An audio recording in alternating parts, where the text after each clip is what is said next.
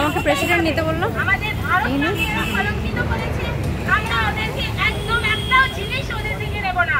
ওদের textile, jute, FMCG product কিছু কিনবো না।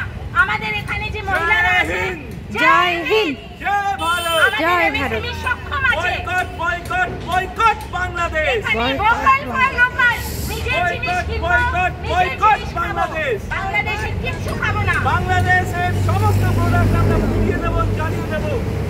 আমরা স্পষ্টভাবে বলছি যে বাংলাদেশের যে সমস্ত চাচা বোন প্রাণ বাঁচাতে আসছো, এখন তো শুধু বাংলাদেশি প্রোডাক্ট জ্বালাচ্ছি, কিন্তু বাংলাদেশ থেকে তোমরা চিকিৎসার জন্য আসবে আর তারপরে আমার হিন্দু সনাতনী ভাইদেরকে, আমার মুসলমান মডারেট বন্ধুদেরকে তোমরা খুন করবে। যতক্ষণ না তোমার এই জানুয়ারি 19 যতক্ষণ না ভারতের পতাকা মাথায় তুলে নিয়ে ক্ষমা চাইছে, ততক্ষণ পর্যন্ত আমরা বাংলাদেশকে সম্পূর্ণভাবে বয়কট করব। আপনারা কেউ কোনো ভাড়া ঘর, কোনো হোটেলে ওদের থাকতে দেবেন না, কোনো হোটেলে এই বাংলাদেশি জানোয়ারদেরকে খেতে দেবেন না।